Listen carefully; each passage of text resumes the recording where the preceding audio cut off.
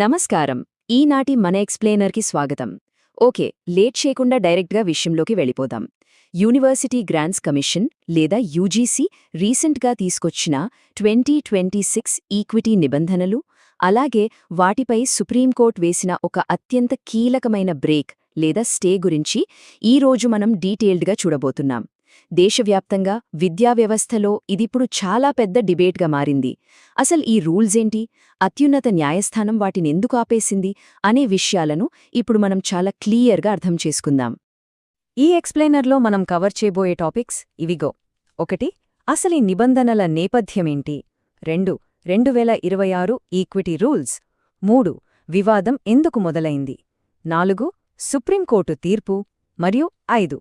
ప్రస్తుత పరిస్థితి, భవిష్యత్తు. విభాగం 1. నిబంధనల నేపథ్యం. అసలు ఈ మార్పుకు కారణమేంటి.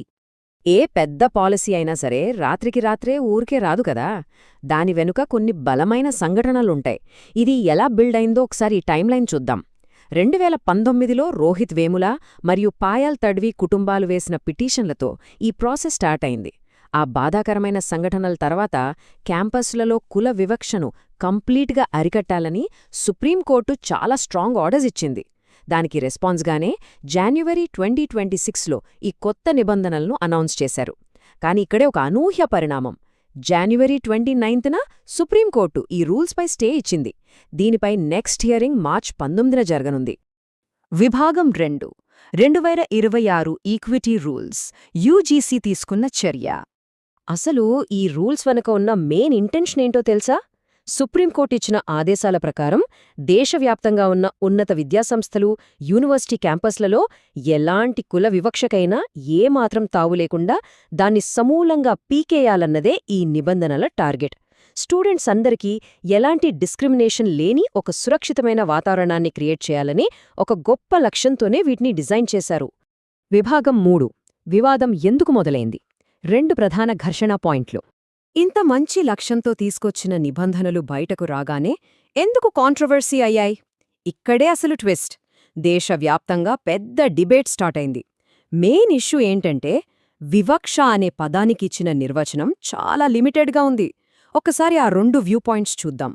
ఈ నిబంధనల ప్రకారం కేవలం ఎస్సీ, ఎస్టీ మరియు ఓబీసీ విద్యార్థులపై జరిగే వేధింపులనే కుల వివక్షగా గుర్తిస్తూ వాళ్ళకి స్పెషల్ ప్రొటెక్షన్ ఇచ్చారు.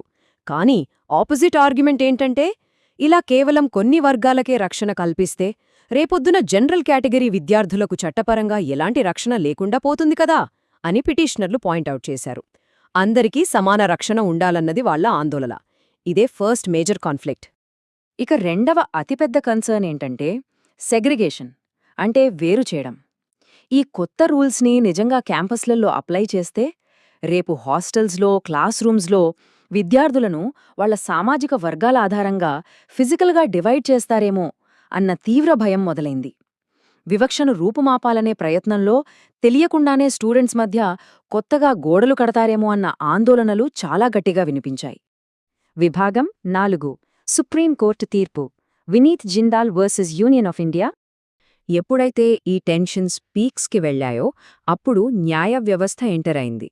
జాన్యువరి 29న జరిగిన విచారణలో సుప్రీంకోర్టు ఈ రూల్స్పై స్టే ఇస్తూ 3 క్లియర్ రీజన్స్ చెప్పింది.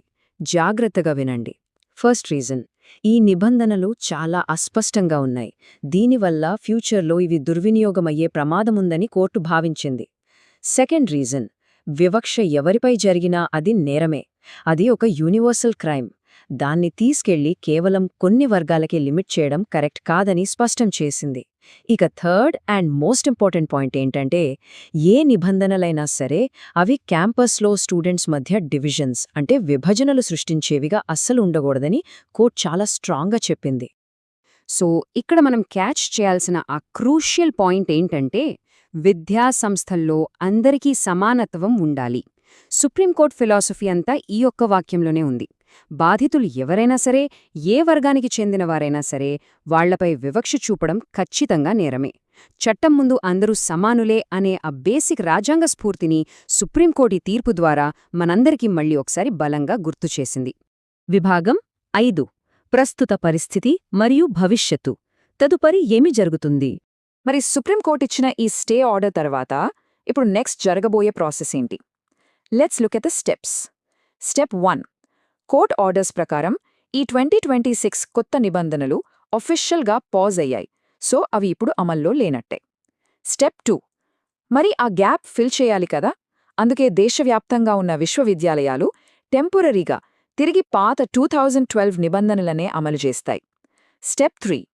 ఈ టైంలో గవర్నమెంట్ ఒక ఎక్స్పర్ట్ కమిటీని వేసి ఈ కొత్త రూల్స్లో ఉన్న ప్రాబ్లమ్స్ అన్నీ రెక్టిఫై చేయాలి.